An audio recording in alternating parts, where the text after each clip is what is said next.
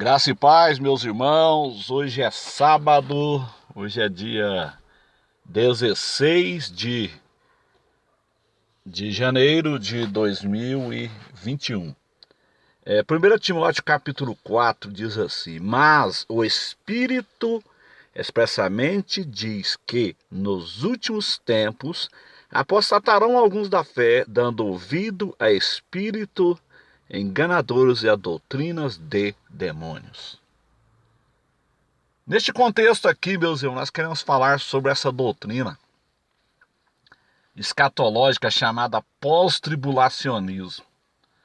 Eu me lembro que quando eu me converti no ano de 1987, desde 1987 que eu ensino escatologia, na linha pré-tribulacionista, aprendi com a Chamada da Meia-Noite, com Abraão de Almeida, com peritos no assunto.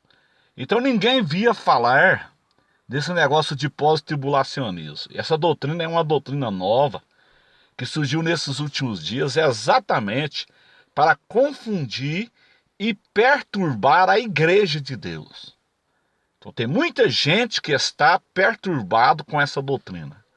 Eles conseguem arrastar milhares de neófitos após si. Os defensores dessa doutrina, eles conseguem enganar neófitos que não entendem de escatologia bíblica. Meus amados irmãos, aqui a palavra diz que são espíritos enganadores e doutrina de demônios. Isso é espírito enganador, isso é doutrina de demônio para perturbar a igreja de Deus. As coisas de Deus não traz perturbação. O Espírito Santo, ele não traz perturbação. Pelo contrário, o arrebatamento da igreja, ele é a bendita esperança da noiva. Essa doutrina, ela joga a igreja dentro da grande tribulação. Isso invalida totalmente o sacrifício de Jesus Cristo na cruz do Calvário. No momento que eu tenho que passar pela grande tribulação, ser massacrado pelo anticristo, para mim ser salvo, então eu estou conquistando a minha salvação pelas obras. E a Bíblia diz em Romanos 5, justificado, pois, pela fé, tende paz com Deus. Essa doutrina, chamada pós-tribulacionismo, é uma doutrina que ela deturpa a palavra de Deus, ela deturpa as escrituras sagradas. Isso se deve ao fato dos defensores dessa doutrina, eles defenderem a teologia da substituição. O que é a teologia da substituição? A teologia da substituição, ela coloca a igreja no lugar de Israel. O propósito da grande tribulação não é tratar com a igreja, mas sim tratar com Israel e o mundo rebelde. Essa doutrina chamada pós-tribulacionismo, ela ensina que a igreja ela vai passar todo o período da grande tribulação e ela só vai ser arrebatada no final da tribulação em um arrebatamento bate e volta. Arrebatamento chamado ping-pong, sobe e desce ao mesmo tempo. Eles nos acusam, os pós-tribulacionistas, eles nos acusam de pregar arrebatamento secreto. E eles pregam o arrebatamento ping e pong, sobe e desce ao mesmo tempo. Meus irmãos, como cristão, como ser pensante, nós temos que colocar a nossa cabecinha para funcionar. Nós temos que pensar. Primeiro ponto que um pós-tribulacionista ele não vai conseguir te explicar. O primeiro ponto é o seguinte: se a igreja ela vai estar aqui na terra durante o período da grande tribulação, então por que Deus levanta 144 mil judeus, conforme está escrito no Apocalipse capítulo 7, versículo 4, a regra de hermenêutica é essa, a Bíblia se interpreta, os 144 mil são judeus, então a pergunta aos pós-tribulacionistas e eles não vão conseguir explicar isso para você. Se a igreja vai estar aqui durante a grande tribulação, então por que Deus vai levantar 144 mil judeus para pregar o evangelho do reino justamente para os gentios durante a grande tribulação? E como resultado dessa pregação, milhares de pessoas vão se converter, conforme está escrito em Apocalipse 7, versículo 14. Então, Se a igreja vai estar aqui, então por que a igreja não prega esse evangelho? Deus precisa, então, de levantar 144 mil judeus para pregar o evangelho do reino. Olha a incoerência. Eles acham que Deus é um ser desorganizado. Deus, ele é organizado. Deus, ele tem lógica. Deus, ele tem lógica, meu irmão. Então isso é ilógico. Se a igreja vai estar aqui, se a igreja vai estar aqui na terra, como ensina os pós-tribulacionistas, então por que Deus levanta 144 mil judeus para pregar o evangelho do reino aos gentios? E como resultado dessa pregação, milhares de almas se convertem na grande tribulação. Apocalipse 7, versículo 14. Essa é a primeira. A segunda, que eles também não vão conseguir te explicar. Se a igreja está aqui na grande tribulação, passando pela tribulação, então ela tem que estar pregando o evangelho. Porque a missão da igreja é pregar o evangelho. Marcos 16, 15. Então, se a igreja está aqui na grande tribulação, então por quê?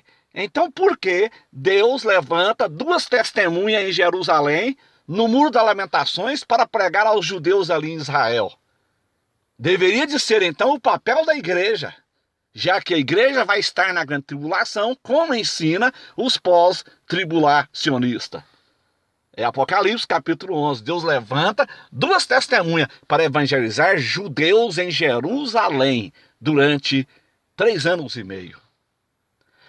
É bom entender, meu irmão, que o papel das duas testemunhas durante a grande tribulação é evangelizar judeus no Muro das Lamentações em Jerusalém durante 3 anos e meio. O papel dos 144 mil evangelistas judeus escolhidos, conforme Apocalipse 7, versículo 4, evangelizar gentil nos 4 cantos da terra durante o período dos 3 anos e meio da grande tribulação. Outro ponto que os pós-tribulacionistas não vai conseguir te explicar. Se a igreja está aqui na terra, então ela deveria de estar pregando o evangelho durante a grande tribulação. E nós não vemos em nenhum ponto do Apocalipse, a partir do capítulo 6, aonde começa a grande tribulação, aonde abre o primeiro selo, que é o anticristo, do capítulo 6 até o capítulo 19 do Apocalipse, que é a grande tribulação, você não vê em nenhum ponto do Apocalipse a igreja pregando o evangelho na tribulação, porque a igreja não estará aqui. Então, se a igreja estivesse aqui na grande tribulação, como ensina os pós-tribulacionistas, então por que Deus, então, depois que encerra-se, então, o ministério dos 144 mil judeus, conforme Apocalipse 7, versículo 4, depois que encerra-se, então, o ministério das duas testemunhas do Apocalipse 11, então já no final da tribulação, como Deus é misericordioso, como Deus é bondoso, por que então que Deus levanta então anjos, conforme Apocalipse 14, versículo 6, para pregar o evangelho eterno no final da tribulação? Já que a igreja está aqui, como ensina os pós-tribulacionistas, então por que que Deus então precisa de anjos para pregar o evangelho no final da tribulação? O senhor está vendo a incoerência desse ensino? Como um ser pensante, você precisa de pensar nisso, meu irmão. Há muitas coisas. O pós-tribulacionismo, ele tem muitos problemas com a escatologia bíblica. Muitos problemas. Outro problema do pós-tribulacionismo. Se o arrebatamento está acontecendo no final da tribulação, em um arrebatamento ping-pong, qual que é o propósito desse arrebatamento? O Senhor está tirando a igreja para quê? Se já terminou a tribulação. Se o propósito do arrebatamento é livrar a igreja da tribulação, então por que que Deus, então, ele tira a igreja no final da tribulação, se já terminou a tribulação? Para onde essa igreja vai ser arrebatada? Para Marte, para Júpiter, para Saturno? Então isso é muita incoerência, meus irmãos. Esse é mais um problema deles, dos pós-tribulacionistas.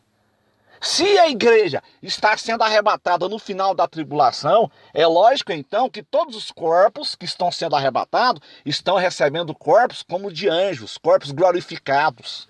Então a pergunta é, quem vai povoar no milênio, já que todo mundo recebeu corpos como corpos de anjos? Então, meus irmãos, a única visão bíblica que se encaixa perfeitamente com a escatologia, que permite o casamento judaico, que permite a igreja no céu para ser galardoado no julgamento do galardão, que permite as bodas do Cordeiro. A única visão que permite que os 144 mil judeus preguem o evangelho do reino, que permite que as duas testemunhas preguem a judeus no muro da lamentação, que permite que os anjos preguem no final da tribulação. A única visão é a pré-tribulacionista, porque durante a grande tribulação a igreja não estará mais aqui. Isso está iminente, meus irmãos. Está chegando o momento, está chegando a hora. E os pós-tribulacionistas, eles vão ser surpreendidos, porque o arrebatamento da igreja, ele será pré-tribulacionista, antes da grande tribulação. É lamentável ver igrejas bíblicas, igrejas tradicionais, igrejas pentecostais ensinando pós-tribulacionismo. Como o pastor Carlos Cardoso falou ontem em uma live, que lá no Ceará tem um pastor da Assembleia de Deus que não aceita os crentes da sua igreja pregar o pré-tribulacionismo. Isso é uma vergonha. Um pastor desse, ele não entende de escatologia, ele não sabe o que é escatologia. Ele nunca estudou escatologia. Isso é uma vergonha, um pastor da Assembleia de Deus ensinar pós-tribulacionismo. É uma cegueira, isso é apostasia. Nos últimos dias, muitos apostatarão da fé, muitos pré-tribulacionistas desviarão da fé e vão virar pós-tribulacionistas. E vão dar ouvido a espírito enganador e a doutrina de demônio. Vão dar ouvido a esse espírito de confusão, que é o pós-tribulacionismo, que perturba a igreja de Deus, que tira a esperança, que tira a bendita esperança da noiva, que tira o maravilhoso consolo da noiva. O arrebatamento pré-tribulacionista, ele é o maravilhoso consolo da noiva, ele é a bendita esperança da noiva. Mas muitos pré-tribulacionistas estão dando ouvido a esse ensino de demônio. Pós-tribulacionismo, ensino de demônio, doutrina de demônio. Nos últimos dias, apostatarão da fé, darão ouvido a espíritos enganadores da doutrina de demônio. Quantos pré-tribulacionistas que dizem isso? Eu era pré, agora eu sou pós. Ele nunca estudou escatologia, ele nunca foi profundo em escatologia. Ele foi para a internet e alimentou comida estragada, por isso que ele virou pós-tribulacionista. Se ele fosse um estudante acadêmico de escatologia, se ele tivesse estudado com o Chamado da Meia-Noite, com Abraão de Almeida e tantos outros peritos aí, Gabriel de Oliveira Porto, ele nunca ia virar um pós-tribulacionista. Esta é a palavra franca que nós temos que falar nesses últimos dias. Nosso compromisso é com a verdade e não com homens. Estamos aqui para defender a verdade. Que Deus abençoe a todos. Em nome de Jesus, tenham todos um ótimo sábado na presença do Senhor. Amém.